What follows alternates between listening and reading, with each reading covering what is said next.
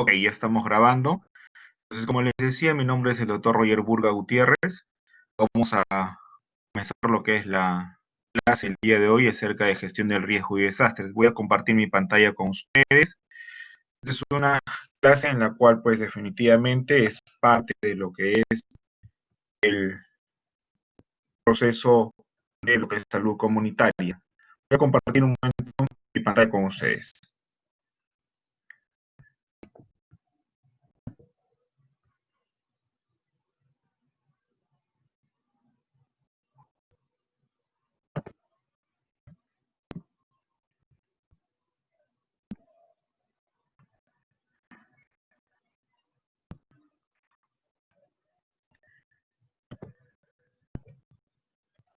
¿Aprecian bien la pantalla, chicos? Sí, doctor. Ok, perfecto. Entonces comenzaremos diciendo pues que dentro del contexto de lo que es emergencias y desastres hay una parte que es gestión del riesgo de desastres, ¿no? Entonces este modo de ver y enfrentar lo que es las emergencias y desastres es debido a que pues definitivamente el Perú es uno de los países en cuanto a Sudamérica pues está propenso pues a sufrir ciertos grados de eventos adversos, ¿no? Y para lo cual, pues definitivamente debemos de estar preparados, ¿no? Y para prepararnos, pues definitivamente tenemos que conocer y tenemos que conocer sobre todo la teoría y tener un plan de evacuación o un plan de emergencia, ¿no? Es por ello que, pues en forma constante, pues de una u otra manera se vienen desarrollando diferentes tipos de simulacros, simulacros de terremotos, simulacros de inundaciones, simulacros de lo que es sismos, simulacros de incendios, y así un sinnúmero de posibilidades o hipótesis que se puedan presentar y en función a ello, para que nosotros nos podamos, ¿qué cosa? Estar preparados sobre todo. Yo me imagino que algunos de ustedes ya deben de haber participado no en uno, sino en varios de los simulacros. Pero si hasta la fecha no han participado en forma consciente y en forma real, es hora de que se pongan a pensar y quieran participar en forma activa sobre todo, ¿no? ¿Por qué? Porque pues a Dios gracias todavía no ha habido ningún evento fuerte que se haya generado acá en el Perú, o que nosotros hayamos tenido, sobre todo acá en Lima, pero es momento de pensar y reflexionar y para ello tenemos que estar preparados. Y una de las formas de estar preparados es como estando presentes en forma activa, sobre todo en los simulacros. Entonces, como comentaba al inicio, en nuestro país es una constante, sobre todo la ocurrencia de eventos adversos, principalmente de origen local, como son los terremotos, inundaciones, pero también puede haber eventos que sean presentados o se presenten por las manos del hombre, como son lo que es los incendios, probablemente, o en la década de los 80, los coches bomba, por cuestión de subversión, sobre todo, ¿no? Entonces, ante la presentación de estos eventos, nos obliga a estar preparados para afrontar estas eventualidades cuando se presenten. Es por ello que se requiere de un proceso, sobre todo de organización y capacitación en forma continua de un equipo de personas para el manejo de las emergencias o desastres dependiendo cuando se presenten, ¿no? Entonces, comenzaremos definiendo qué cosa es un desastre, ¿no? Un desastre sería una interrupción en el funcionamiento de una comunidad o sociedad que ocasiona una gran cantidad de muertes, al igual que pérdidas e impactos materiales, económicos y ambientales que exceden la capacidad de respuesta de una comunidad o de una sociedad afectada para hacer frente a la situación mediante el uso de sus propios recursos. En otras palabras, ¿qué cosa es? Es cuando excede la capacidad de respuesta, ¿no? La capacidad de respuesta de la localidad o de la comunidad afectada por este evento adverso, sobre todo, ¿no? Y para ello, pues, conocedores somos que en la mayoría de países latinoamericanos son vulnerables a desastres naturales como son los terremotos, los huracanes, las inundaciones, y las consecuencias pueden ser inmediatas en lo que respecta a víctimas e infraestructura. A largo plazo incluso pueden afectar los planes de desarrollo del país. Entonces, conocedores de esto, lo vemos en la realidad actualmente con esto de lo que es el SARS-CoV-2 o el COVID-19, en la cual pues definitivamente es un desastre, no solamente a nivel nacional, sino a nivel global, en la cual pues definitivamente afectan los planes de desarrollo de todos los países actualmente con una tasa de crecimiento por debajo del cero, ¿no? En la gran mayoría de países, ¿no? En los cuales se ve reflejado justamente en lo que es el desarrollo de cada país y pues en llevando a la pobreza a los ciudadanos de estas ciudades, ¿no? Entonces, un desastre ocurre cuando, ¿qué? Cuando existe sobre todo un desequilibrio entre la capacidad de respuesta y las consecuencias del evento, ¿no? Para ello, pues hay un concepto en cuanto a lo que es desastres, en cuanto a lo que es riesgo de desastres, en el cual mencionaremos que el riesgo de desastres comprende el conocimiento de las interacciones de las amenazas y la vulnerabilidad que deben ser evaluadas para establecer el riesgo de un probable desastre como parte de un proceso. Entonces, el riesgo de desastres son todas aquellas posibilidades de pérdidas de vida, lesiones o daños que podría ocurrir como una función de peligro, la exposición, la vulnerabilidad y la capacidad. Entonces, para que haya lo que es un desastre, tiene que haber ¿qué cosa? Un peligro o amenaza. Y ese peligro de amenaza tiene que atacar o actuar sobre qué? Sobre zonas de vulnerabilidad, para que de una u otra manera ocurra lo que es un desastre. Entonces, ello conlleva a qué? A generar la teoría de los desastres. Y la teoría de desastres es el riesgo o peligro está reflejado, ¿por qué? Por la amenaza, por la vulnerabilidad, ¿no? Entonces, para que haya un riesgo, tiene que haber siempre una amenaza y una vulnerabilidad. Por ejemplo, acá en cuanto a amenaza o peligro, vulnerabilidad y riesgo, tenemos que decir que el peligro, ¿qué cosa es? La probabilidad de ocurrencia de un evento de origen natural o inducido por el hombre de un espacio y tiempo determinado, suficientemente intenso para producir daños físicos, económicos y ambientales, afectando adversamente a las personas y sus medios de vida sobre todo, ¿no? Ahora, los desastres también se clasifican de acuerdo a su naturaleza. Entonces, estos desastres o peligros pueden ser, ¿qué cosa? Como ya le hemos dicho, de origen natural o también inducidos por la acción humana. Dentro de los de origen natural tenemos, ¿qué cosa? Los generados por la geodinámica interna, la geodinámica externa y los problemas oceanográficos o hidrometeorológicos. Y los que son inducidos por la acción humana, tenemos los peligros físicos, químicos y los biológicos. Dentro de los peligros biológicos, incluso se habla acá de lo que es este posible SARS-CoV-2 que dicen, de una u otra manera fue creado dentro de lo que es unos laboratorios, pero hasta ahora no se sabe a ciencia cierta si es esto real o no, o simplemente es una mera especulación. Ya en algún momento, probablemente algunos de nosotros, o de repente nuestros nietos o bisnietos, sabrán la realidad de lo que está pasando actualmente, ¿no? Entonces, como les mencionaba, pues hay dentro de los fenómenos naturales, tenemos los de geodinámica interna, como son los sismos, los tsunamis, la actividad volcánica.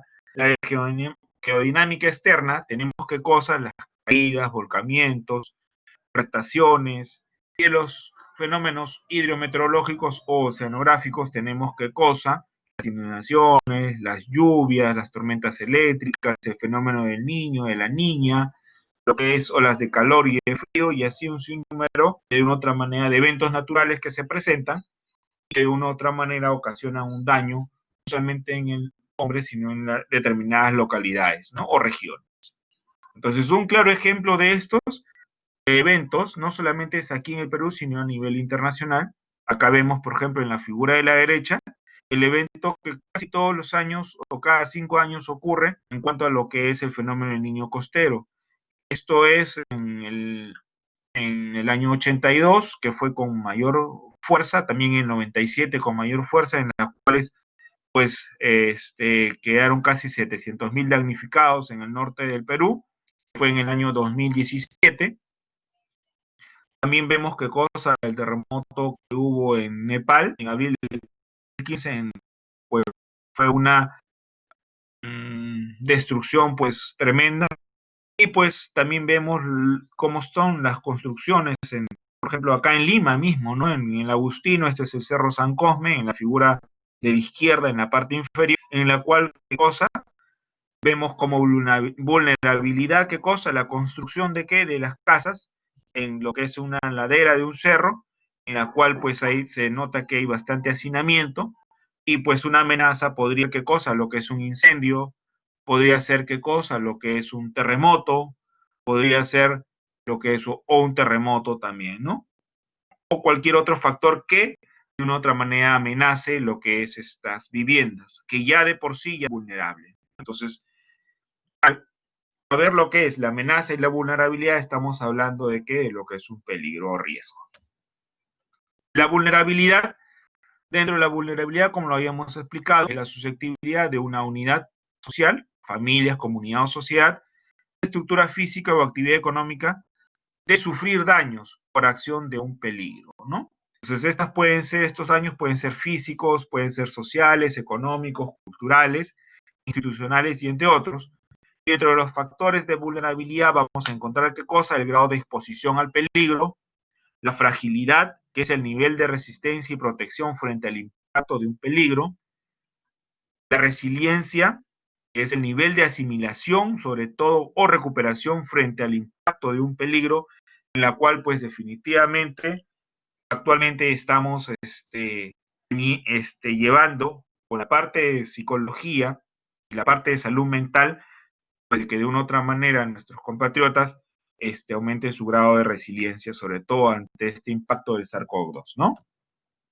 El riesgo, entonces, es la probabilidad de pérdidas y daños, producto de qué? De la interacción de un peligro o amenaza con una situación de vulnerabilidad. Entonces, eso es el riesgo de... En cuanto a lo que es la reducción de riesgos y desastres, podemos decir que es el concepto y la práctica de reducir los desastres a través de esfuerzos sistemáticos para analizar y disminuir los factores que causan los desastres. No quiere decir esto que ya no va a haber desastres, sino el objetivo es ¿qué cosa? Es reducir, ¿qué cosa? Los daños ocasionados por las amenazas naturales, tales como los terremotos, sequías, inundaciones, a través de una cultura de prevención. Una de las formas de repente de reducir estos daños es, por ejemplo, no construyendo pues las casas en las laderas de los cerros, o de repente no construyendo casas en zonas arcillosas, en zonas arenosas, o de repente tampoco construyendo las casas o habitando zonas en las cuales son cruces de ríos, en las cuales que están secos en estos momentos, pero cuando hay tiempo de lluvia, pues definitivamente estos se llenan de agua, se inundan por intermedio de los huaicos que de una u otra manera caen y pues producen, ¿qué cosa? Destrozos, ¿no? Entonces es una forma no de eliminar, sino de reducir los daños ocasionados por estas amenazas naturales. Y para ello, pues definitivamente se crea, ¿qué cosa?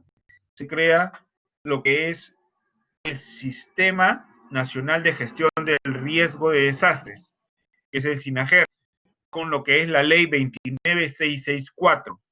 Esta ley se define como un proceso social de generación y adopción de políticas, estrategias y prácticas orientadas ¿a qué? A reducir el riesgo o minimizar sus efectos. Implica intervenciones sobre las causas que generan vulnerabilidades y peligros, cuya finalidad central es ¿qué cosa? Es proteger la vida de la población y el patrimonio de las personas y del Estado. ¿Cuál es la ley? La ley es 29664, por si acaso. Es la ley del Sistema Nacional de Gestión del Riesgo de Desastres. Esta ley del Sistema Nacional de Gestión del Riesgo y Desastres tiene ¿qué cosa? Tiene 5 capítulos. En el primer capítulo habla acerca de lo que es la creación del SINAGER dentro de su ámbito de aplicación.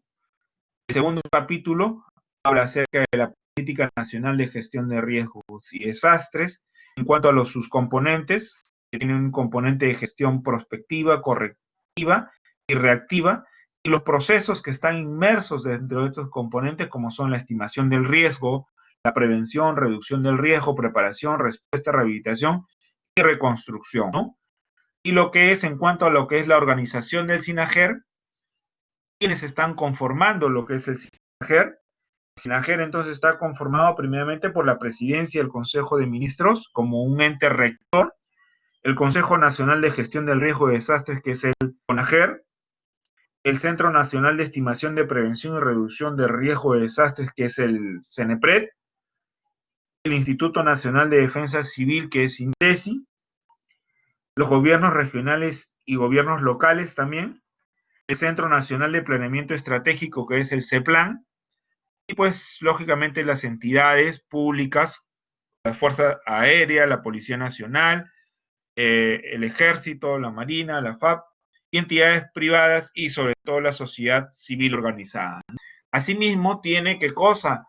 Lo que es un cuarto capítulo que es en cuanto a lo que es los instrumentos que utiliza lo que es el SINAGER para la elaboración y el desarrollo de esta ley, ¿no? Entonces, estos instrumentos son el Plan Nacional de Gestión de Riesgos y Desastres, la Estrategia de Gestión Financiera, sobre todo, de riesgo de desastres, los mecanismos de coordinación, decisión, comunicación y gestión de la información, el Sistema Nacional de Información para la Gestión de Riesgos y Desastres, Radio Nacional de Defensa Civil y el Medio Ambiente, y asimismo tiene el título 5 en cuanto a lo que es las infracciones y sanciones para, pues, cumplir en forma eficiente, sobre todo esta ley 29664, en la cual, pues, trata de reducir, sobre todo, el riesgo de un desastre, ¿no? Como les había comentado, estas son lo que es las entidades que conforman el SINAGER. Dentro de ello, pues, lógicamente, son las etapas en las cuales, pues, definitivamente se han venido dando para disminuir, sobre todo, ¿qué cosa? Para disminuir los riesgos y las consecuencias y secuelas, sobre todo, que trae lo que es un desastre, ¿no? Entonces, con el único objetivo de minimizar sus efectos, ¿no? Anteriormente, antes del 2011, todo estaba conformado por el Sistema Nacional de Defensa Civil, que era INDECI como ente rector, y a partir del 2011, con esta ley de gestión de riesgo de desastres, comienza lo que es ya lo que es esta gestión de riesgo con el SINAGER, en la cual se vienen aplicando políticas justamente para reducir el riesgo o minimizarlos o no, evitar la generación de nuevos riesgos y la preparación y atención ante situaciones de desastres mediante el establecimiento de principios como son alineamientos de políticas, componentes y procesos o instrumentos de gestión del riesgo de desastres, ¿no? Como ya lo habíamos mencionado, los sucesos son la estimación de riesgo, la prevención, reducción, preparación, respuesta, rehabilitación y reconstrucción, en la cual están inmersos dentro de lo que es la gestión prospectiva, correctiva y reactiva, ¿no? Ahora, todo esto, de una u otra manera, se da ¿por qué? No se da porque se nos ocurrió en la Universidad Ricardo Palma generar lo que es una ley para la gestión de riesgos y desastres, no, sino que este es un acuerdo que de una u otra manera se da a nivel en las Naciones Unidas el 18 de marzo del 2015, en el marco de Sendai, que es para la reducción del riesgo de desastres entre 2015 y 2030, o sea, como meta, para reducir esto, y que de una u otra manera se adopta en esta conferencia de las Naciones Unidas, ¿no?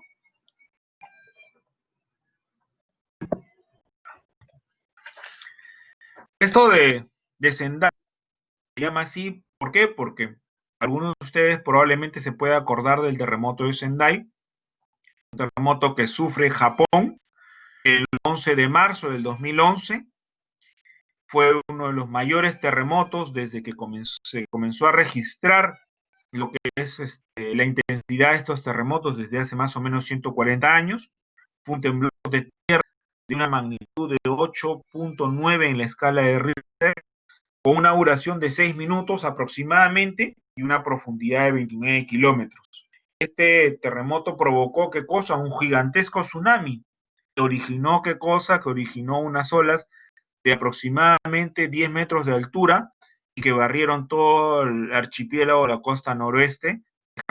La, la pared de agua arrasó pues definitivamente poblaciones costeras, barcos, granjas, coches, árboles, y que de una u otra manera dejó en escombros gran parte de esta ciudad o casi toda la ciudad, ¿no?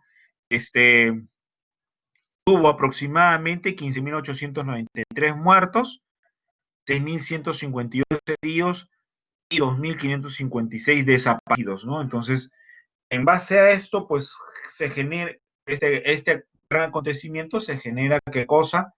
Toda esta corriente para reducción, sobre todo el riesgo de desastres, ¿no? Entonces, este marco de Sendai, para que se dé, tiene algunos antecedentes, ¿no? Porque no es la primera vez que se reunieron y ya comenzaron a hablar acerca de la prevención de desastres, no, tienen antecedentes como son cosas del marco internacional del Decenio Internacional para la reducción de desastres naturales que fue en el 89.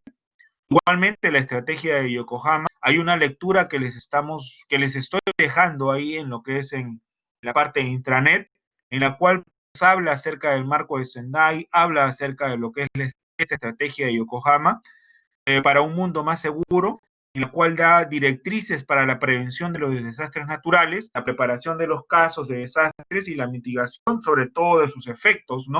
Esto se da en 1994, en la cual pues definitivamente marca un hito en ese momento, ¿no?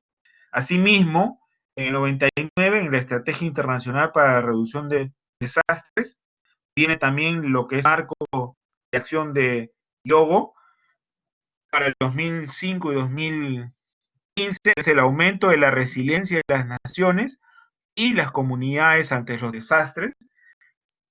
¿Para qué? Para que la población de una u otra manera pueda reponerse en forma adecuada y acertada de estos eventos adversos, sobre todo cuando se presentan, ¿no? Entonces, este marco, DAI, tiene como un logro esperado la reducción sustancial del riesgo de desastres y de las pérdidas ocasionadas por estos desastres, tanto en la pérdida de vidas, en el subsistema tanto de salud, economía, cultural y ambiental, a nivel de las personas, las empresas, la comunidad y sobre todo del país, ¿no? La meta es, ¿qué cosa? Como ya lo hemos reiterado en varias oportunidades, es prevenir la aparición de nuevos riesgos, disminuir los existentes con medidas integradas e inclusivas en todo nivel, la prevención y reducción a la exposición de las amenazas y vulnerabilidades de los desastres, aumente la capacidad sobre todo de preparación y respuesta ante los desastres naturales ocasionados por los hombres, reforzar e incrementar la capacidad de resiliencia. Entonces, estos son las metas que de una u otra manera se plantearon y que todos los países están tratando de implementar cada uno a su criterio y de acuerdo a sus realidades existentes. Los objetivos son 6 objetivos, cuales pues definitivamente se enmarcó este marco de Sendai. El primer objetivo era reducir la mortalidad mundial causada por los desastres a nivel mundial para el 2030 y lograr disminuir la tasa de mortalidad por cada 100.000 personas en la década del 2020 al 2030 en relación al periodo 2005-2015, ¿no? Entonces, yo creo que esto de una u otra manera ya es un objetivo que no va a poder lograrse, ya que pues esta pandemia está considerada como un desastre, en la cual pues definitivamente la cantidad de muertes que ha habido a nivel mundial es alta, ¿no? Otro objetivo era reducir, ¿qué cosa? El número de personas afectadas por los desastres a nivel mundial para el 2030 y lograr reducir el promedio mundial por cada 100.000 habitantes respecto a la década o al periodo 2005-2015. Bueno, en la última década, 2005-2015, hubo 1.500 millones de personas que fueron afectadas por los desastres. Últimamente, pues lógicamente, se buscaba disminuir esta cantidad en el 2020-2030, pero pues definitivamente va a ser imposible con esto que estamos viviendo actualmente. Como objetivo 3 tenemos ¿qué cosa? La reducción de las pérdidas económicas causadas directamente por los desastres en relación con el Producto Bruto Interno para el 2030. Igual es otra meta que definitivamente no se va a poder cumplir.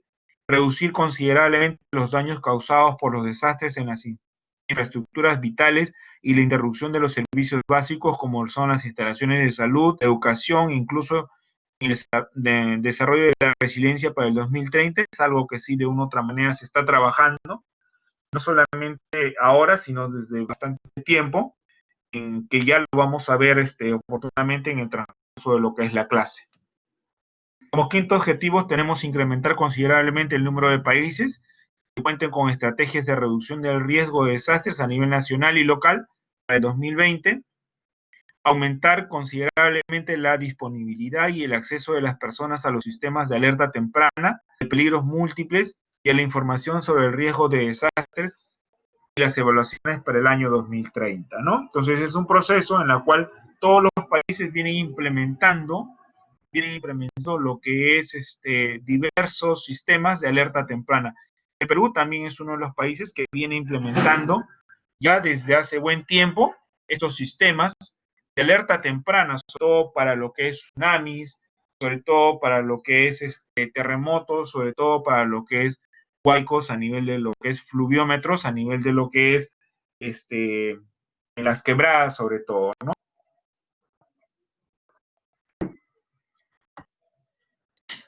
Bueno, estos desastres, pues de una u otra manera, no solamente se ven acá en el Perú, sino a nivel mundial.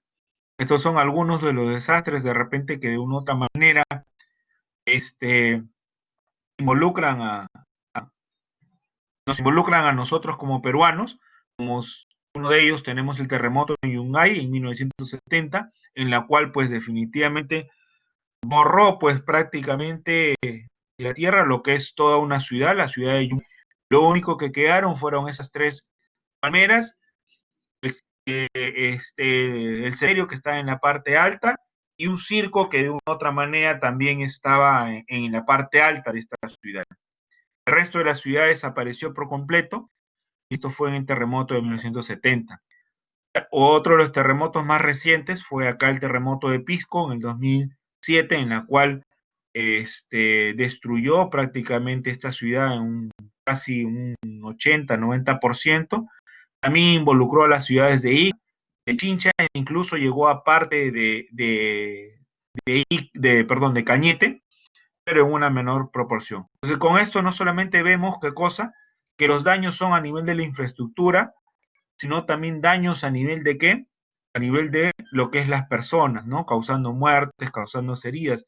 No solamente en infraestructura y en cuanto a lo que es la salud, sino también daños en el patrimonio, ¿no? Y en el desarrollo de todo país. Por ejemplo, en el lado izquierdo, en la parte inferior, tenemos la fotografía de qué, de lo que es dentro de la Reserva Nacional de Paracas, está en Pisco, pues esta reserva donde se veía que se le llamaba lo que es la catedral, en la parte izquierda, que después del terremoto pues sufre una serie de modificaciones en las cuales si ahora uno va, no observa lo que de una u otra manera anteriormente estaba como un atractivo de repente turístico o ambiental, ¿no? Entonces, debido a todos estos desastres, que de una u otra manera pueden producirse en determinada localidad o comunidad o sociedad, viene el término de resiliencia comunitaria, ¿no? Entonces, prácticamente viene del latín resilio, que es volver atrás, y entonces se define como la habilidad de resistir a los desastres y recuperarse sobre todo, ¿no? Entonces, la resiliencia comunitaria viene a ser la capacidad o habilidad de las comunidades, ¿para qué? Para entrar y recuperarse positivamente de los desastres, aprendiendo de estos y mejorando sus recursos internos, los cuales les permite, ¿qué cosa? Enfrentar de mejor manera futuras adversidades, ¿no? Y para ello, pues definitivamente, para afrontar acertadamente y adecuadamente estos tipos de desastres, tenemos que primeramente nosotros saber qué hacer. Tenemos que saber con qué recursos contamos y qué recursos vamos a requerir. ¿Para qué? Para poder afrontar lo que es un desastre, dependiendo de la hipótesis que generemos. Si se trata de un terremoto, si se trata de un incendio, si se trata de una inundación o cualquier otro evento adverso, debemos estar preparados, y para eso debemos saber con qué contamos y qué es lo que debemos hacer, ¿no? Para ello tenemos que buscar a una persona responsable. No, todos tenemos que ser responsables, porque cada uno de nosotros es parte de esa organización. La organización funciona con cada uno de nosotros, ¿no? Para ello tenemos que saber cuándo va a finalizar, cómo se evaluarán los resultados, en función a qué, a los que son la elaboración de planes, sobre todo en cuanto a lo que es para poder desarrollar. Entonces, yo no sé si alguno de ustedes probablemente pueda tener un plan familiar con respecto a un desastre o una hipótesis que se pueda generar. Una hipótesis como, por ejemplo, un incendio, por ejemplo, un terremoto. Aquellos que viven probablemente, no sé, en Chosica, de repente cuando se presentan inundaciones, o en San Juan del Lurigancho también, de una u otra manera, a veces en los tiempos, en la época del verano, se presentan ciertas inundaciones, ¿no? Entonces, lo primero que nosotros debemos de qué, de conocer y saber y hacer es qué cosa, tener un plan ante un evento adverso, en estas palabras, ante un desastre, ¿no? Y para ello, pues definitivamente tenemos que detectar cuál va a ser la amenaza, cuál va a ser el peligro o la hipótesis. Probablemente yo vivo en un edificio, lo primero que tengo que generar mis hipótesis es si es que va a pasar lo que es un incendio. Entonces, ¿por qué? Porque pues en el edificio donde yo vivo hay 20 familias, la posibilidad de que haya un incendio es mayor por las conexiones, porque hay más personas que de una u otra manera manipulan lo que es eh, la parte eléctrica o la parte del fuego. Entonces, si en función a esa hipótesis yo tengo cosa que diseñar lo que es, qué es lo que voy a hacer, tengo que decidir quiénes van a intervenir en ese momento, y para ello, ¿qué cosa tengo que hacer? Tengo que organizarme, ¿no? Entonces, no solamente es quién es el que organiza, el papá o el encargado de la familia, sino todos los componentes de la familia. Entonces, ¿cómo definiríamos un plan familiar? Es un conjunto de actividades que los miembros de una familia deben realizar. ¿Para qué? Para estar preparadas y responder de manera planificada y sobre todo organizada ante una situación de emergencias y desastres, ¿no? Este plan familiar de emergencia está centrado principalmente en los principios del bien común y de la autoayuda, y la gestión del riesgo de desastres, ¿no? En cuanto a lo que es el concepto de bien común, el bien común se consigue como el hecho de poder vivir y convivir con las demás personas en un estado de total armonía. Lo que corresponde a todos es velar por el bienestar en general de todos los componentes de ¿quién? De la familia o del conjunto de personas que habitan en ese momento, ¿no? ¿Quiénes van a participar en este plan? Entonces, ¿requiere de quién? ¿De una persona? ¿Solamente del papá o de la mamá o del que está liderando el grupo? No, de todos. Si en estos momentos estuviéramos, ¿qué cosa? En las aulas de qué? De la Universidad Ricardo Palma, y se produce lo que es un terremoto, y se produce lo que es, ¿qué cosa? Lo que es un incendio, nosotros debemos de estar preparados quiénes van a salir primero, por dónde van a salir, cuáles son nuestras vías de evacuación, sobre todo qué es lo que debemos de hacer, hacia dónde debemos de dirigirnos, ¿no? Eso significa preparación. ¿Por qué? Porque si es que todos salimos por una misma puerta, como son en la universidad, entonces, pues, lo primero que vamos a originar es ¿qué cosa? Que las personas, si es que hay una persona que se cae, esa persona, pues, prácticamente va a fallecer porque el resto va a venir en esta vida y va a atropellarlas, las va a asfixiar sobre todo, ¿no? Entonces, hay mucha gente que definitivamente muere por errores absurdos, ¿no? Por errores absurdos en los cuales, pues definitivamente por una falta de prevención y de preparación, pues lógicamente, no mueren por el evento adverso, sino por consecuencias de ese evento en sí, ¿no? Como una segunda o tercera razón. Un, un ejemplo de ello es lo que ocurrió, pues, en esta discoteca en San Juan del Lurigancho, creo que fue cuando intervinieron la policía, ¿no? Entonces, todo el mundo quiso salir y pues a los que primero quisieron salir y cerraron la puerta, fueron ellos los que de una u otra manera se asfixiaron y es por eso que hubo tanta muerte, ¿no? La desesperación ganó y el afán de querer salir o querer escaparse, en este caso, con respecto a ellos, pues lógicamente pudo más que el raciocinio, ¿no? O sea, fue una cuestión de instinto. Entonces, ahí tenemos que considerar, como les he dicho, las rutas de evacuación, los sitios seguros fuera del hogar en caso no puedan regresar, las formas de comunicación en caso de estar separados al momento de la ocurrencia de este evento, conocer sobre todo la utilidad del número 119, establecer lugar y hora de la reunión en caso de estar separados, contar con el combo de supervivencia sobre todo, ¿no? Entonces, para ello, lo primero que debemos de hacer es, ¿qué cosa? Mantener la calma. La preparación nos debe dar calma y seguridad. Nuestra calma se contagia a las demás personas. ¿Qué quiere decir esto? Si yo me pongo nervioso, me pongo a llorar, me pongo a gritar y me pongo el que está a mi costado igualito va a ser y se va a poner más nervioso. Pero mientras más personas estén calmadas, mientras más personas estén preparadas y hayan elaborado lo que es sus simulacros al respecto, entonces están mejoradas, por lo tanto van a reaccionar con más calma, ¿no? Y ello va a llevar tranquilidad a quienes están dentro de su entorno, ¿no? Entonces, para ello tenemos que preparar nuestros escenarios.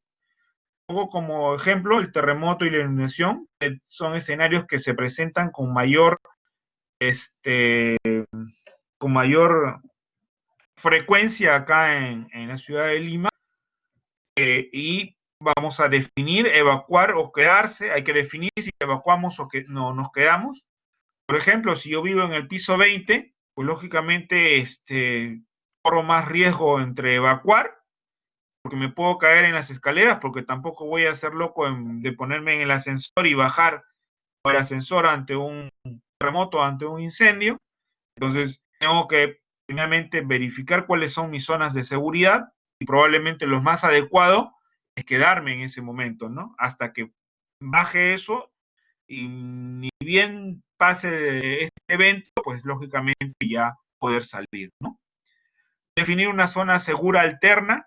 Hay que ver también los escenarios, si se presentan de día o de noche. De día es fácilmente porque pues todo se ve, pero si se presenta de noche, el fluido eléctrico se corta, ¿no? Y al cortarse el fluido eléctrico, pues lógicamente todo es oscuro, ¿no? Entonces tenemos que tener nuestras linternas o estar preparados para saber qué hacer en ese momento.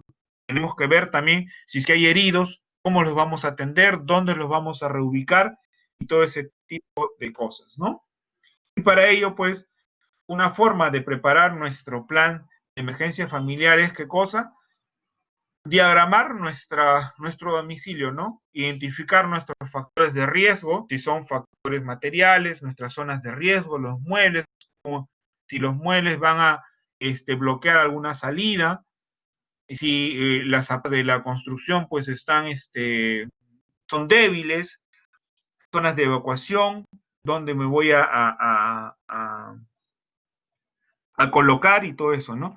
Para ello tengo que tener estrategias como, por ejemplo, reforzar las estructuras que están débiles, el mantenimiento de las puertas, el mantenimiento de las rejas, fijar algunos muebles que de una u otra manera a veces los tenemos sueltos, ¿no? Como son los relojes, mamparas, no sé, algo de repostería que a veces está a punto de caerse y pues no se arreglan, y por ahí justo pasamos al momento de evacuar y se cae en nuestra cabeza, hace que cosa que nos caiga, que nos desmayemos, y lógicamente pues vamos a interrumpir el paso de aquellos que de una u otra manera van a salir también, ¿no? Entonces todo esto se prevé en lo que es simulacros, ¿no?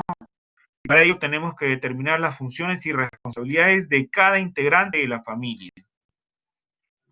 También es muy importante qué cosa tener nuestro combo de emergencia. En el combo de emergencia tenemos lo que es una mochila y lo que es la caja.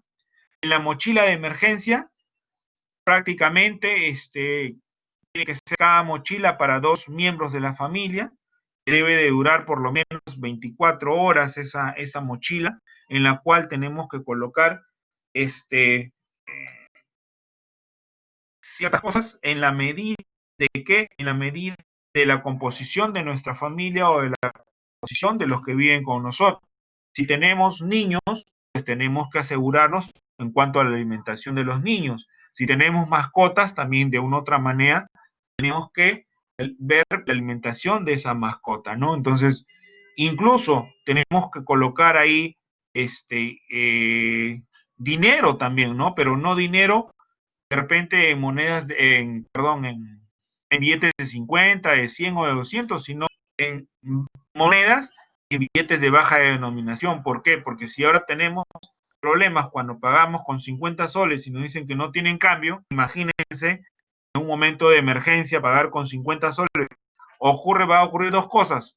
O nos quitan los 50 soles o nos dicen que no hay, pues no. Entonces, eso también se tiene que prever, ¿no? Y para ello, una mochila de emergencia tiene algunas de estas cosas, pero como les he dicho, va a depender de qué, de la constitución de la familia, ¿no? Pueden tener lo que es un gel antibacterial, papel higiénico, toallas de mano, un botiquín de primeros auxilios con algunos medicamentos, dependiendo si son medicamentos para el dolor, de repente es para dormir, de repente algunos antibióticos, de repente hay algún componente, alguien de la familia que es hipertenso, entonces sus pastillas para la hipertensión, o diabético, no sé, su insulina, o algún otro medicamento que pueda ayudarle para lo que es su diabetes.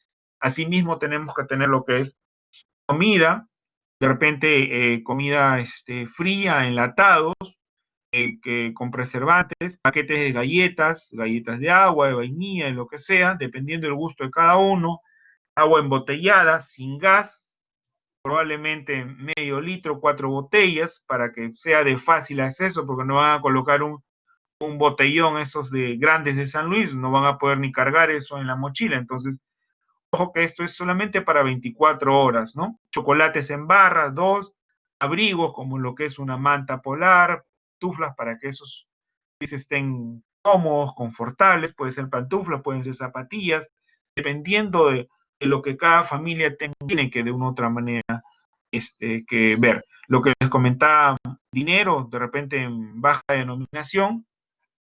En cuanto a lo que es comunicación, lo que es linterna, radio, silbatos, agenda, lo que es lapiceros, plumones, lo que es papeles para colocar avisos en cuanto a lo que es comunicación. Asimismo, tenemos que tener algunos útiles como lo que es una cuchilla multipropósitos, guantes, tijeras, cuerdas, encendedores, plásticos, cinta adhesiva, algún petate probablemente, mascarillas, estas mascarillas que utilizamos ahora que es bastante común, probablemente. ¿Por qué? Porque a veces si hay lo que es un terremoto, esa zona está llena de polvo cuando ocurre lo que es este evento. Yo me acuerdo cuando hubo lo que es el evento de Pisco, pues toda esa zona pues estaba llenecita de polvo, ¿no? Y el olor por los desechos y por los cadáveres que hubo en cuanto a descomposición era bien fuerte, ¿no? Los hospitales, ni qué hablar, habían colapsado tanto el hospital de Pisco, de Chincha y parte del de Ica, ¿no? Entonces, todo esto debemos de tener en cuenta para lo que es nuestra mochila de emergencia sobre todo.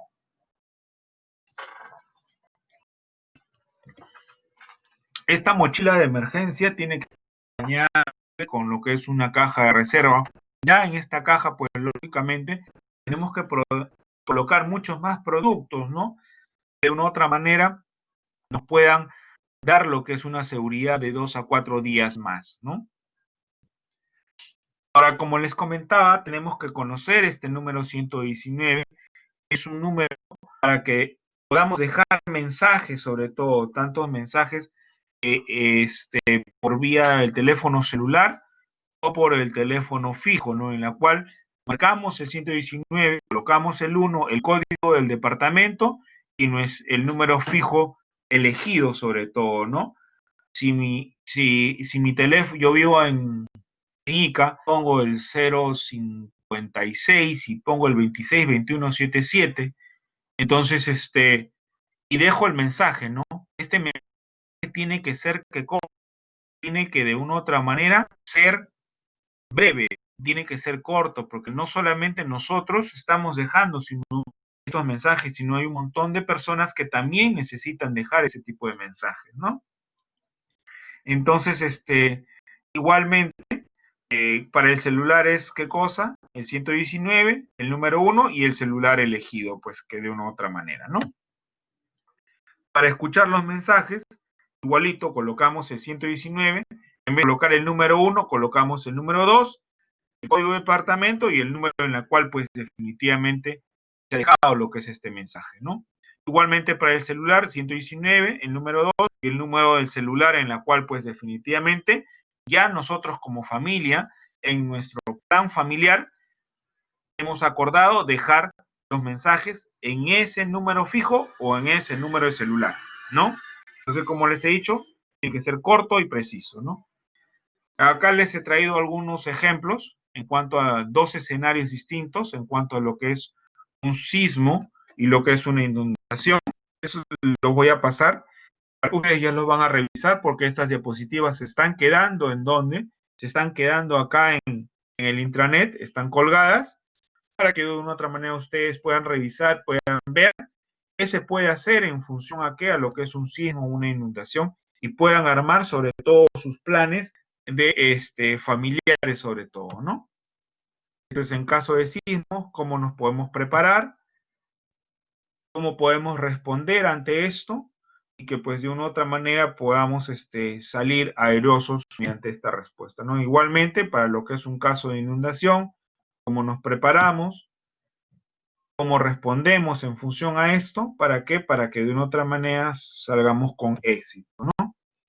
Otra de las cosas que de una u otra manera ustedes deben de saber y tienen que estar y tienen que conocer dentro de su plan familiar es qué cosa, el directorio de emergencia, el directorio de la policía, que es el 115, el directorio el teléfono del SAMU, que es el 106, lo que es Telesalud, el 112, INDECI 115, los bomberos 116, E-Salud 117, mensajes de emergencia, ¿qué número es? El 119, tienen que colocar el 119 más el número 1, más el teléfono fijo o el código de la ciudad si van a dejar un mensaje. Y si quieren escuchar el 119 más el número 2, el código de la ciudad y el teléfono fijo, y escuchan el mensaje. Aquí nos falta qué cosa, lo que ahora, hoy en día, estamos qué cosa de un otro, utilizando bastante, que es el número 113, que es a lo que es los equipos de respuesta rápida para lo que es COVID-19, ¿no? Ahora, como les había comentado, no solamente es esto con respecto a lo que es el sistema de evacuación o de los planes de respuesta, ¿no? Acá tenemos en el Perú, ya diseñando desde hace buen tiempo, lo que es el sistema de alerta rápida. Este sistema de alerta rápida está en función a qué? A disminuir también los riesgos y disminuir sobre todo o minimizar sobre todo el evento cuando se presenta. Entonces, ¿y cómo se minimiza? Alertando en forma rápida y oportuna, para los cuales pues se genera lo que es esta ley nuevamente, 29664, que es el Sistema Nacional de Gestión y de Riesgo y Desastres, en la cual tiene como objetivo, ya lo hemos dicho, minimizar sobre todo, minimizar el impacto del evento adverso, ¿no? Entonces, y cómo se logra eso, ¿no? Mediante componentes del sistema de alerta temprana, como es primeramente el conocimiento del peligro. Como vemos ahí en el gráfico, en la figura en superior izquierda, vemos qué cosa, una serie de edificaciones al borde de qué, al borde de lo que es el río. ¿Dónde podemos ver esto acá en Lima? En Cañete, en Lunahuaná. Si alguno de ustedes ha ido a Lunahuaná, vemos una serie de ¿qué? De hoteles que están al borde del río. Incluso algunos de ellos están, ¿qué cosa? Las habitaciones dan ahí a 2 o 3 metros del río cuando pasa. Entonces, hasta ahora no hay nada, esperemos que nunca haya nada, pero no es lo más adecuado, ¿no? Igualmente, lo que vemos es el monitoreo y seguimiento mediante estos sistemas de alerta temprana, en la cual pues lo que hacen es comunicar en forma oportuna, ¿no? ¿Y cómo comunican? Mediante lo que es radios, teléfonos, celulares y otros sistemas en cuanto a lo que es tecnología avanzada que lo vamos a ver en estos momentos, ¿no? Y para ello, pues lógicamente debemos de estar organizados mediante lo que es una capacidad para responder este evento cuando se presente, ¿no? Entonces, uno de estos eventos, uno de estos sistemas de alerta temprana es ¿qué cosa? La ubicación en todo el litoral peruano de mareógrafos. Estos mareógrafos, ¿qué cosa? Están colocados en 8 puntos, sobre todo dentro de este litoral peruano, lo que es en la caleta de la Cruz, en la caleta de Bayóvar, de Guarmey, de Huacho, de Cerro Azul, de Atico, de la Planchada y en la caleta Grau, sobre todo, ¿no?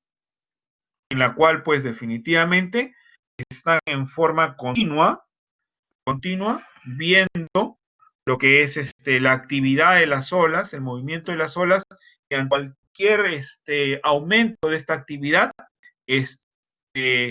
comienza a generar esta alerta de un posible tsunami, sobre todo, y para que estemos preparados a nivel de la costa, ¿no?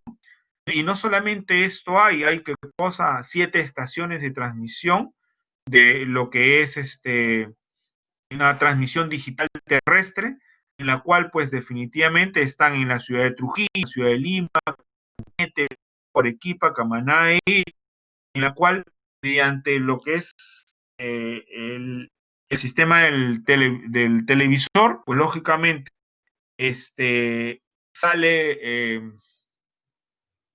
sale un aviso en rojo en la cual mencionan lo que es alerta de tsunami. Es un sistema que de una u otra manera están implementándose, porque no solamente es tener el sistema, sino los equipos que de una u otra manera estén colocados dentro de estos aparatos que son los televisores, ¿no? Son equipos que ya en otros países como Japón ya se ven de forma cotidiana ante este tipo de eventos, ¿no?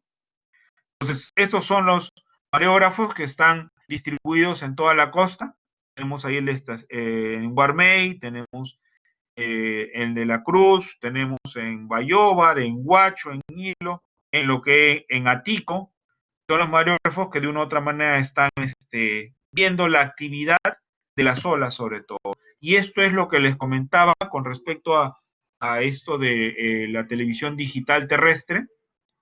Esto es un proyecto de ampliación y mejoramiento del sistema de alerta temprana de tsunami, sobre todo en las principales localidades de la costa. Entonces, mediante estos avisos, se envía lo que es, acá por ejemplo, en el ejemplo que está en el canal 7, lo que es la televisión peruana, el canal televisivo del Estado peruano, en la cual en plena programación, si hubiese lo que es un evento como un tsunami, sale este aviso, ¿no? Sale el aviso en el que tienen que prepararse, que está a punto de darse un tsunami, ¿no?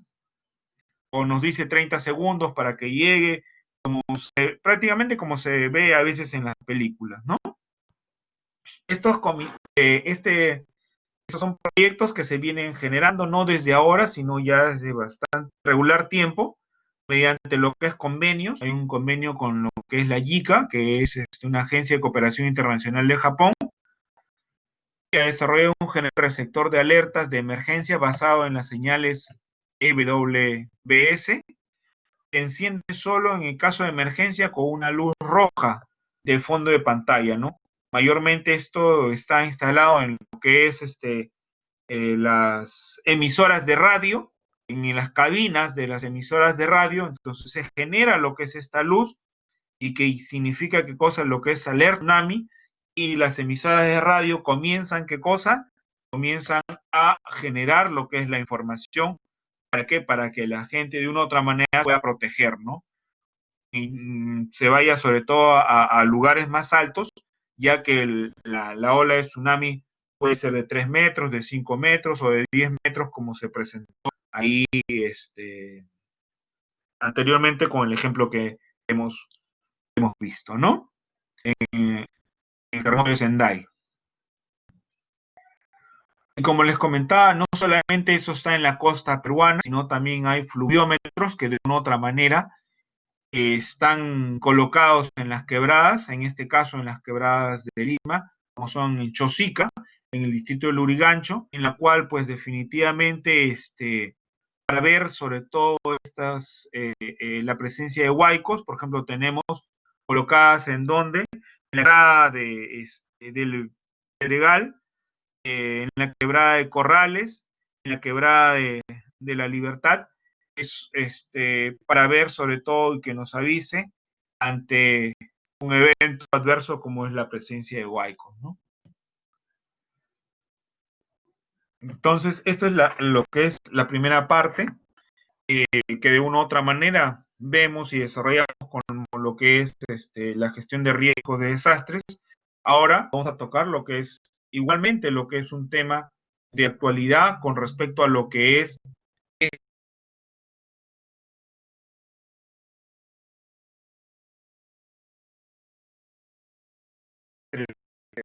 este SARS-CoV-2, más conocido como COVID,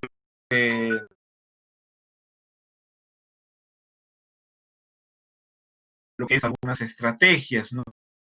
Sobre estrategias en cuanto a su atención oportuna y lo que es una atención adecuada, ¿no? Entonces, dentro de ellos se genera lo que es un triaje de desastre, que es son incidentes con múltiples víctimas, ¿no? Entonces, los objetivos de generar esos triajes en cuanto a desastres son qué cosa, conocer el triaje en situaciones de múltiples víctimas, o sea, de un evento adverso de grandes proporciones, no solamente por lo de COVID, sino qué cosa, por cualquier otro evento que pueda presentarse, conocer los tipos de triaje y sus momentos, conocer y la aplicación también del triaje SHORE y conocer y aplicar el triaje STAR, que son dos tipos de triajes que nos facilita qué cosa al personal de salud para atender sobre todo en forma oportuna a los pacientes, ¿no?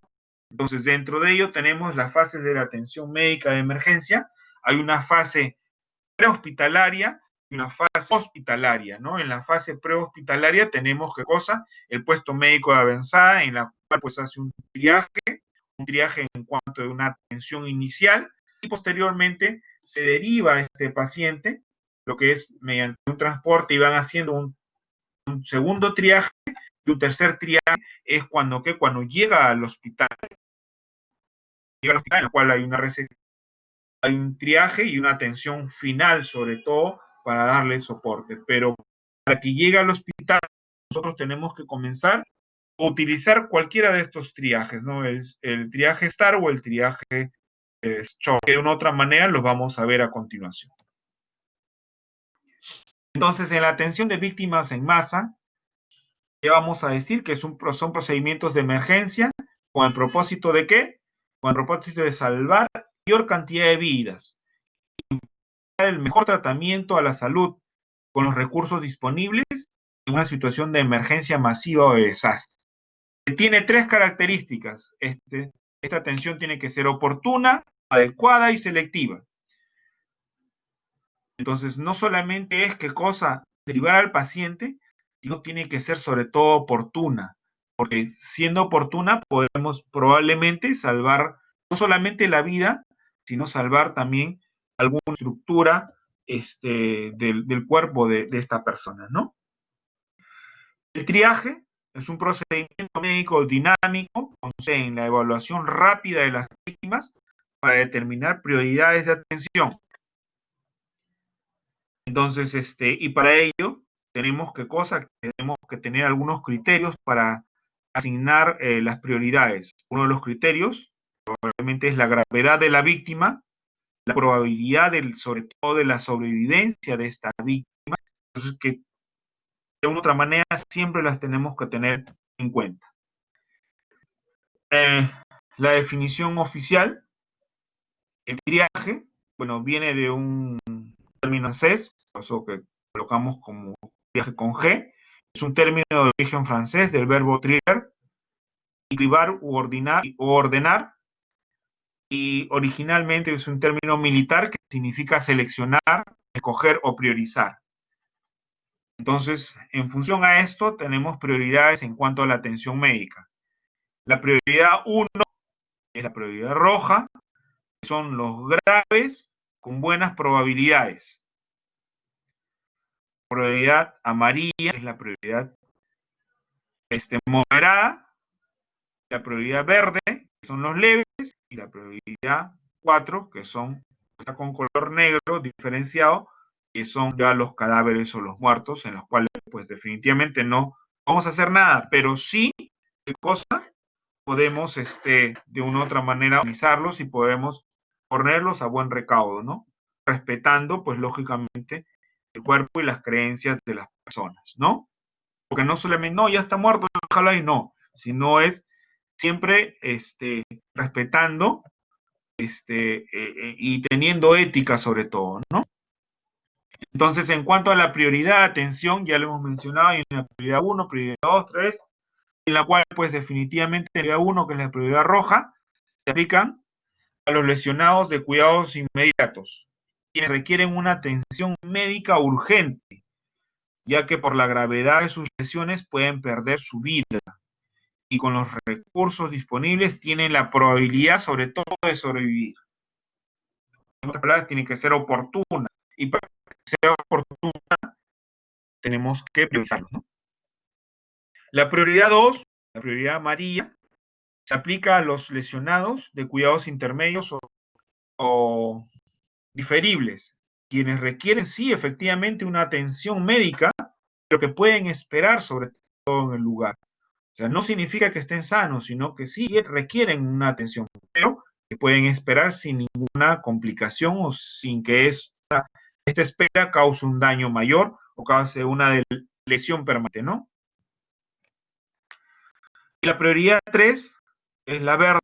Se observa para aquellos lesionados de cuidados menores, o sea, los que presenten lesiones leves o que su atención puede dejarse para el final sin que por ello se vea comprometida su vida o que cause lo que es una lesión o lo que es una secuela permanente, ¿no?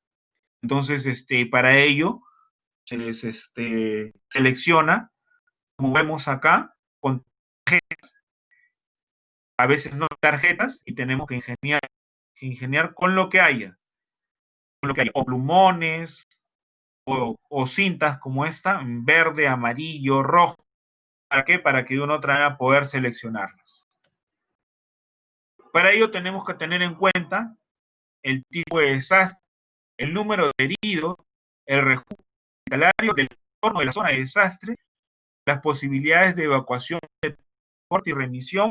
También tenemos que tener en cuenta el grado de control local sobre la emergencia, el tipo de la gravedad, la localización de las lesiones, la recuperación inmediata y el pronóstico, sobre todo, del paciente o de la persona que está siendo atendida. En cuanto a los niveles de triaje, tenemos el nivel 1, que es el triaje básico. Aquí tiene que ser rápido, sencillo, hecho directamente en donde, en la zona de impacto. O sea, hay que ser puesto de avanzar en función a las necesidades del tratamiento inmediato. El triaje 2 se realiza ¿en dónde? En el área de concentración de víctimas o en el puesto médico de avanzada, basada en la urgencia de evaluación para el tratamiento definitivo. Incluso este triaje 2 puede ser realizado en el momento de ¿qué? De la movilización del paciente o derivación de este paciente. El triaje 3 es el que se realiza a nivel hospitalario, sobre todo, ¿no? Entonces, aquí, este es el triaje que le estaba comentando, el triaje SHORE, en el cual la S, ¿qué significa? Ese paciente sale caminando. La H, habla sin dificultad. La O, obedece órdenes sencillas. La E, respira. Y la T, en la cual pues hay hemorragias y hay la necesidad de taponar estas hemorragias o de cubrir estas hemorragias, ¿no? Entonces, esto se ve reflejado en donde, si es prioridad 3, verde. Ese paciente sale caminando, sí, es verde. Si es no, pues entonces estamos hablando de ¿qué? Que tiene cosas, ciertas dificultades, y una de ellas habla sin dificultad, bueno, se queda en amarilla. Si habla con dificultad, pues definitivamente pasa a rojo. Si obedece órdenes, no hay problema, se queda en amarillas. Pero si no obedece órdenes, entonces hay un grado de ¿qué? De malestar, entonces está en prioridad 1. Incluso a ello se le suma ¿qué cosa? Una respiración inadecuada y ¿qué cosa? Lo que es una hipotensión probablemente, por una probable hemorragia que puede ser externa o una hemorragia interna. Entonces, todo ello se observa y se ve y se valora con este triaje SHORE. Y el otro triaje STAR está en función a qué? Igualmente, ve qué cosa, lo que es pacientes ambulatorios y no ambulatorios. En cuanto a pacientes ambulatorios, tenemos lo que es el color verde. En los pacientes no ambulatorios, vemos si respira. Si no respira, hay que ver la vía aérea. Y si que la vía aérea está permeable y no respira, pues definitivamente ya está, ¿qué cosa? Está cagada, ¿no? Pero si respira, hay que ver qué cosa su frecuencia respiratoria, si está menos de 30, hay que ver qué cosa, si hay un adecuado llenado capilar, si está menos de 2 segundos o más de 2 segundos, hay que ver también qué cosa, el grado de conciencia, si obedece órdenes simples sobre todo, si no puede obedecer órdenes simples, y si es que de alguna otra manera ese llenado capilar está más de 2 y su frecuencia respiratoria está más de 30 por minuto, definitivamente pasa ¿qué cosa? A una prioridad 1, ¿no? Color rojo. Pero si ese paciente, su llenado capilar está en menos 2, su frecuencia respiratoria está en 30, obedece órdenes simples, pasa a lo que es a un triaje moderado, que es su triaje amarillo, ¿no? Entonces, esto es con respecto a al triaje STAR, el flujograma de lo que es este tipo de triaje, ¿no? Acá les traigo también algunos ejercicios en cuanto a lo que es algunos casos. Los van a resolver y los van a ver ustedes y probablemente los van a presentar a cada docente en la práctica, en la cual, por ejemplo, un hombre de 40 años, si sale caminando, gritando ayuda, ¿en qué lo van a catalogar? Como un código triaje, perdón, una prioridad 1, prioridad 2, prioridad 3. Entonces, esas cosas igualmente para el resto, de una u otra manera de ejemplos que estamos colocando en estos momentos, ¿no?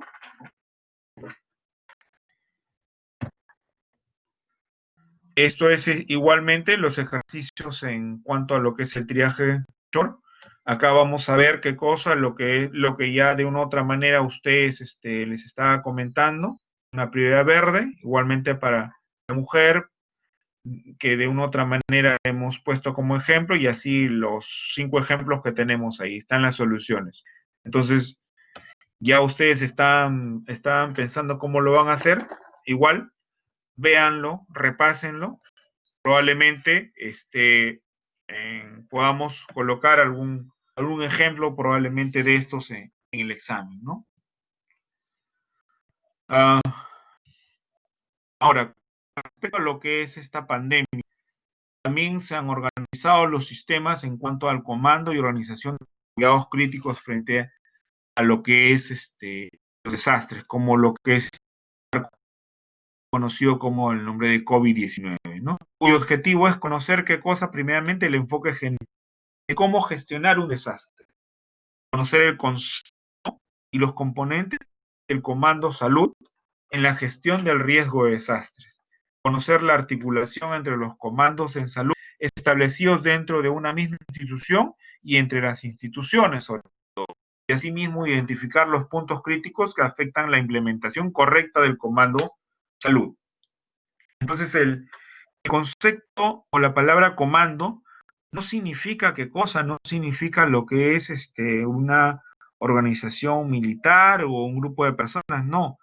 Es un tablero de control en el cual, pues, definitivamente se enfoca a realizar actividades que vayan a mejorar, sobre todo en forma planificada, las acciones para minimizar o menguar lo que es un desastre, ¿no? Entonces, acá lo que tenemos que conocer son las 4 S del manejo de la sobredemanda.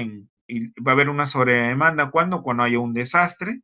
Entonces tenemos que conocer primeramente nuestro sistema, cuánto va a soportar nuestro sistema en cuanto a lo que, y para ello tenemos que elaborar planes de qué, planes de contingencia, un plan en cuanto a qué acciones vamos a realizar. Tenemos que conocer también nuestro espacio, en nuestras áreas, en dónde vamos a remitir pacientes, a referir pacientes, con qué insumos, con qué espacios, con qué personal contamos.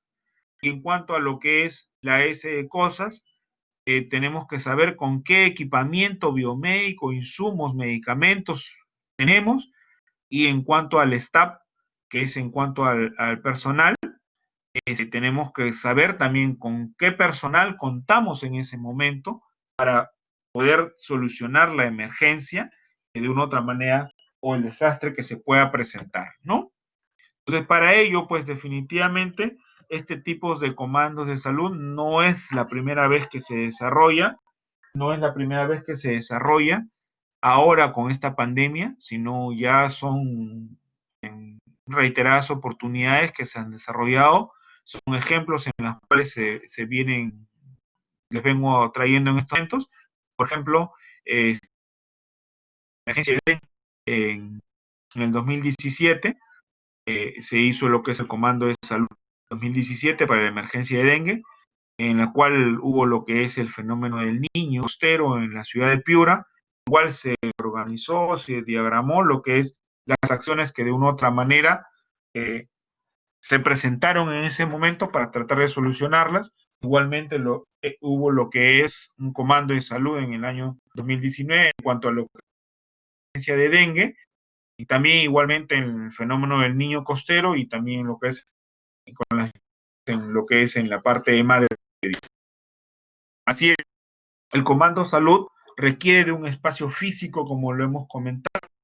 ¿Para qué? Para que se realicen las coordinaciones respectivas en todos sus componentes y que haya un enlace, sobre todo con lo que es la comunidad y los actores estratégicos para el sector salud. Entonces, debido a ello, se comenzaron a implementar, ¿qué cosa? Lo que es los puestos de comando de salud, donde se efectuó una coordinación entre el MINSA, salud, la compañía de bomberos, las sanidades y el voluntariado también, que de una u otra manera se vio, ¿no? Y para ello, pues lógicamente, se dieron algunos lineamientos y lo que se hizo lo que es planes en cuanto a lo que es los de contingencia, ¿no? Entonces, estos puntos de comandos en salud lo que hace es permite que las coordinaciones entre los líderes de los equipos de las fuerzas de tarea de cada sector y de cada puesto médico, incluyendo el voluntariado, ¿no? En la cual se organizan, ¿para qué? Para responder en forma rápida y oportuna ante esta eventualidad, ¿no? Igualmente son los ejemplos de la instalación del funcionamiento de los puestos de comando. Esta fue en la emergencia sanitaria que hubo, lo que es en San Juan del Lurigancho, en la cual pues definitivamente también se implementó este tipo de comandos, en la cual pues estuvieron las reuniones incluso mínimo 2 veces al día. Puede haber reuniones en forma cada 2 o 3 horas, dependiendo de las características de qué, las características de la emergencia y de las necesidades que pueda tener la sociedad o el lugar donde esté afectado, sobre todo, ¿no?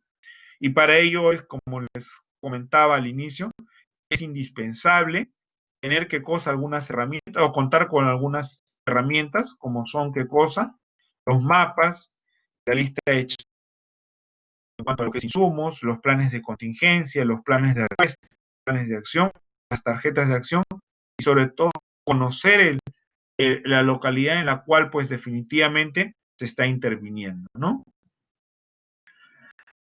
Y para ello pues juega un papel muy importante lo que es la logística, para ver qué cosa, la dotación de carpas, el manejo de albergues, lo que es residuos sólidos, alimentación, lo que es agua, desagüe y todos ese tipo de cosas, ¿no? Incluso lo que es el punto clave acá es la gestión del agua y los residuos sólidos, en manejo de albergues, enlaces comunitarios, la calidad del agua, protocolos, procesos y algunos otros procedimientos que de una u otra manera se tienen que implementar para solucionar el problema en ese momento, ¿no?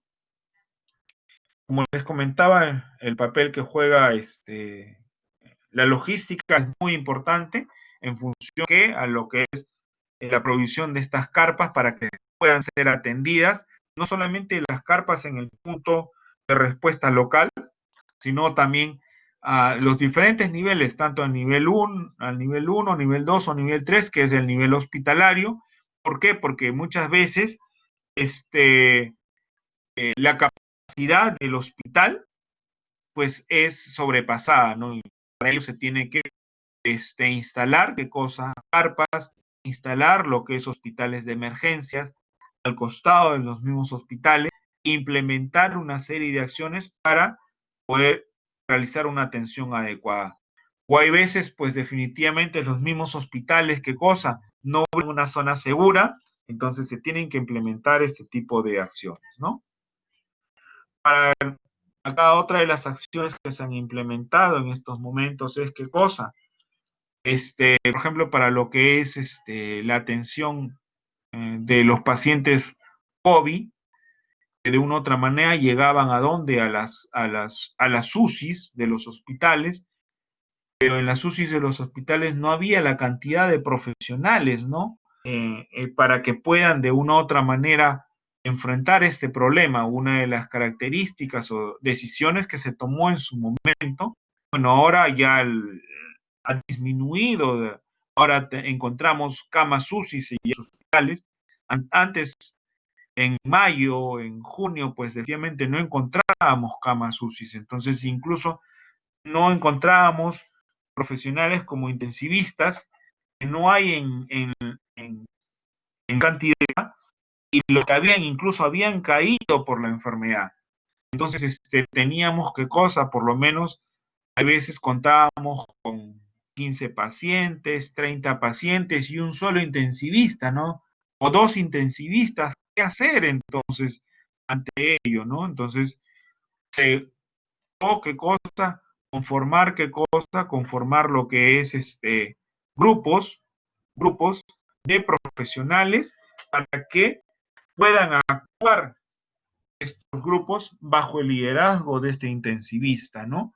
Estos grupos iban a haber entre 5 a 6 pacientes y cada grupo iba a tener un G que iba a ser lo que es un médico, que es líder de equipo, un médico especialista, podría ser intensivista o no, o un médico internista o con ciertas habilidades en lo que es o pasantía en medicina intensiva, o con especialidades afines, o residentes, en los cuales tenían a cargo de cosas, 2 enfermeras, algún médico también con cierta especialidad afín, enfermeras especialistas en manejo de cuidados intensivos, técnicos de enfermería o enfermeras afines, un tecnólogo en terapia respiratoria. Entonces, todos ellos conformaban probablemente un grupo de 6, 7 personas que veían qué cosa, que veían 5 a 6 pacientes y que estaban bajo el mando de un médico intensivista, ¿no? Entonces, ya este médico intensivista, por estos grupos, ya veía 15 pacientes. Era pues una forma de solucionar la falta de intensivistas en los diferentes hospitales, ¿no? Acciones que se tienen que tomar, eso sin disminuir la calidad de la atención, pues lógicamente, ¿no? Entonces, cada comando de salud tiene 7 funciones básicas, que son las siguientes, como gestión de la información pública, seguridad, operaciones, logística, planificación y presupuesto, ¿no? La participación de la población organizada permite la intervención eficiente y para ello, pues definitivamente es vital la línea 113 de información pública, ¿no? Muy a pesar de que esta línea 113 muchas veces uno llamaba y nadie respondía, justamente por lo que es la gran demanda que existía, ¿no?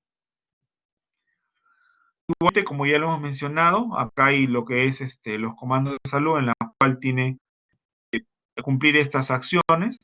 Son problemas que de una u otra manera se venían presentando también, pero para ello se tiene que mejorar en cuanto a lo que es la información, que de una u otra manera es básica para el cumplimiento de estas acciones, ¿no? Las instalaciones tenían que tener su señaléctica respectiva. ¿Para qué? Para brindar el apoyo logístico, ¿no? Esa es la señaléctica que de una u otra manera se utilizaba, para el puesto de comando, áreas de espera, la base, contención de víctimas, acompañamiento o campamento, e incluso hasta helipuertos que de una u otra manera se podían tener, ¿no? Entonces, algunas de las acciones que se han ido dando en el transcurso de estos meses, ¿para qué? Para que de una u otra manera se pueda contrarrestar los efectos de esta pandemia, ¿no?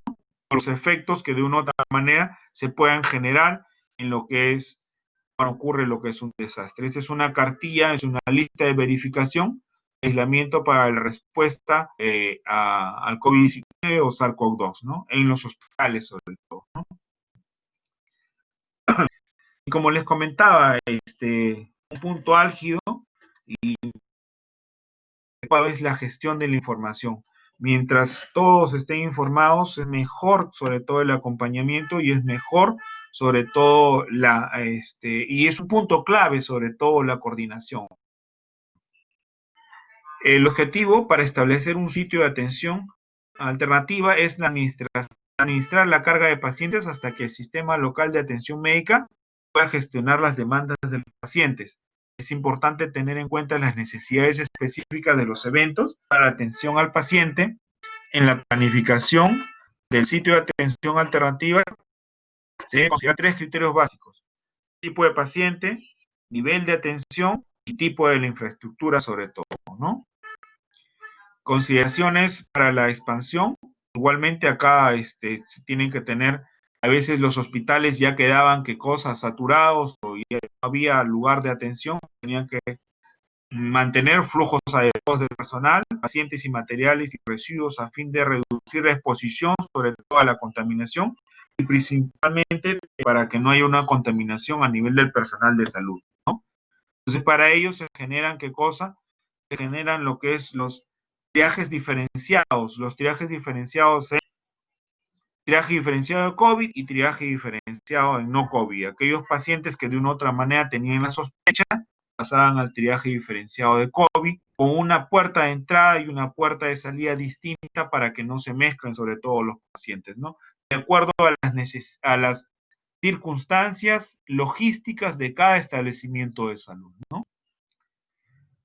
Igualmente lo que es la identificación de los espacios, cuando pues los espacios ya rebalsaban, se tenían que colocar carpas o hospitales de campaña.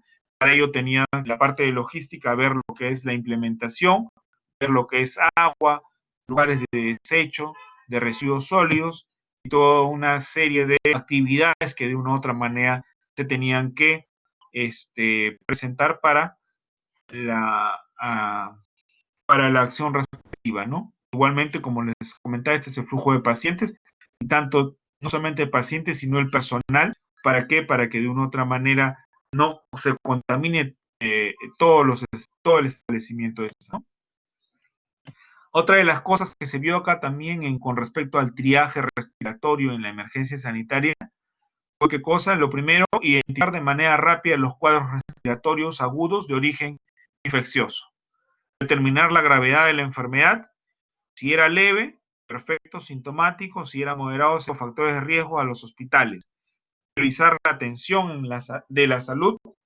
Esto se dio con ¿qué? Con lo que es la ley. Se priorizaba sobre todo las urgencias, emergencias, con respecto a lo que es este triaje respiratorio, ¿no? Se evaluaba el destino probable e inmediato del paciente, si es un ingreso hospitalario, un manejo ambulatorio o un traslado a su domicilio, ¿no? Para que guarde lo que es su cuarentena o su aislamiento respectivo, ¿no? Dependiendo cuál sea el caso. Con este triaje respiratorio, ¿qué se buscaba? Se buscaba reducir el riesgo de transmisión o contagio dentro de los establecimientos de salud, aislar la posible fuente de infección, contribuir a la regulación de la demanda y reducir la sobresaturación, sobre todo en los establecimientos de salud, recopilar información que facilite la identificación y localización posterior del paciente que de una otra manera acudía a los establecimientos de salud, ¿no?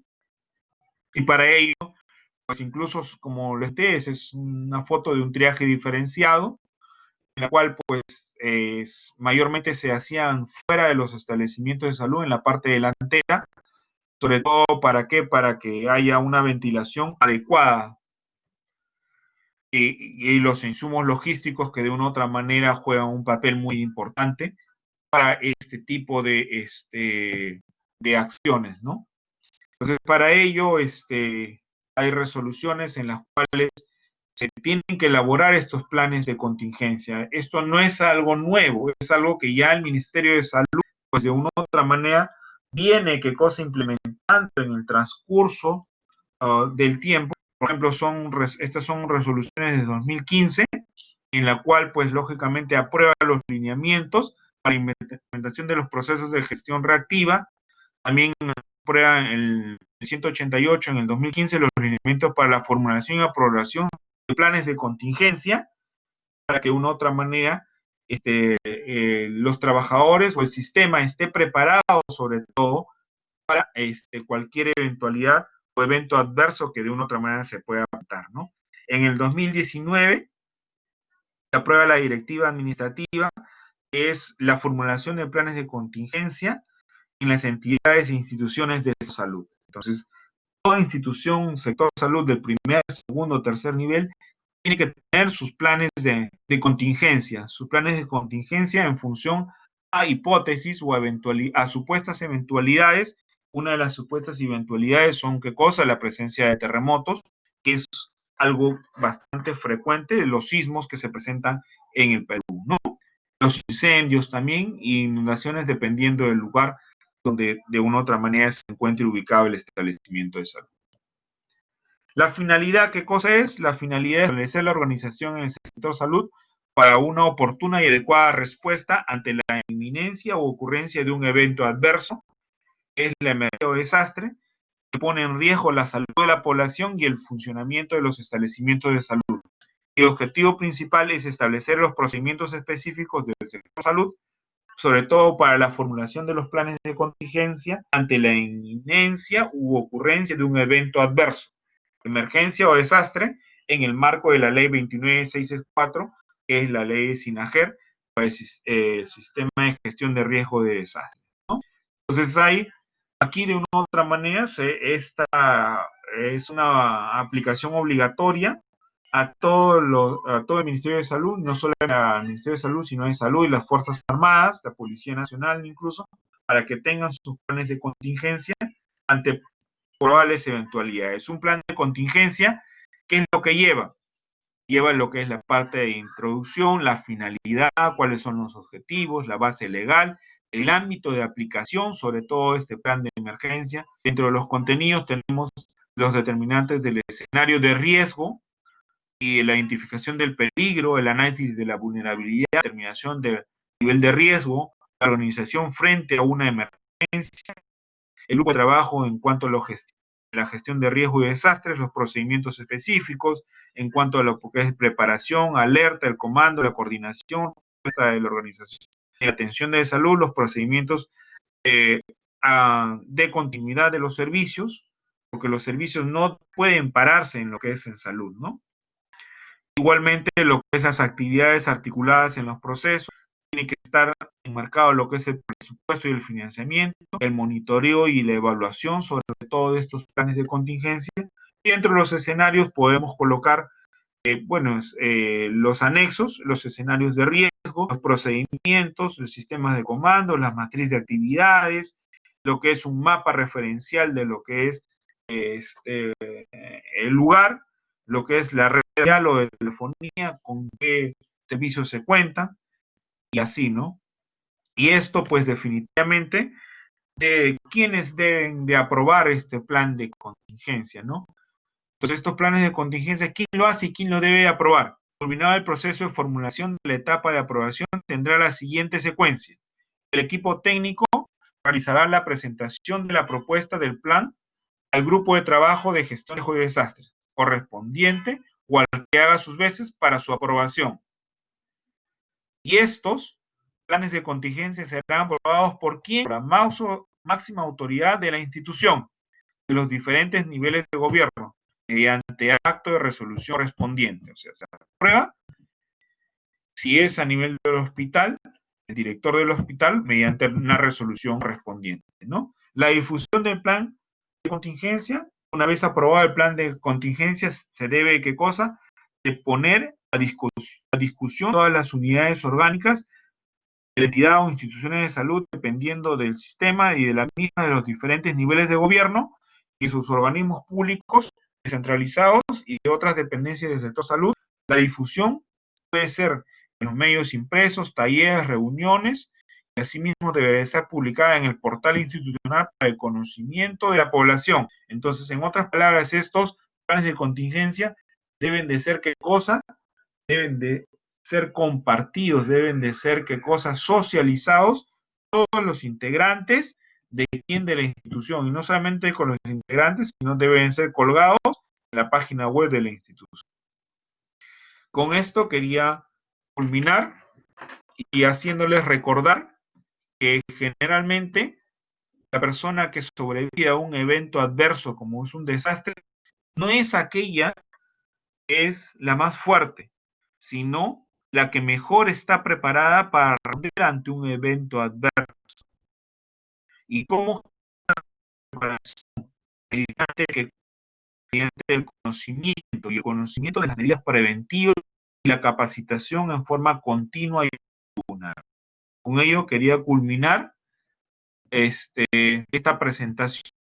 Espero que de una u otra manera les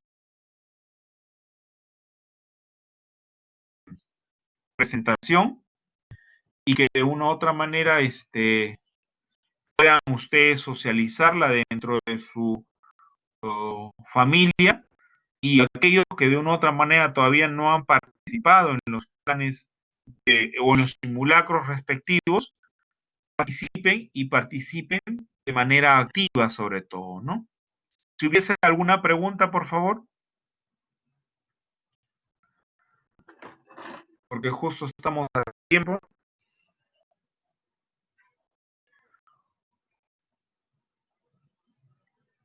Bueno, no habiendo alguna pregunta, delegada.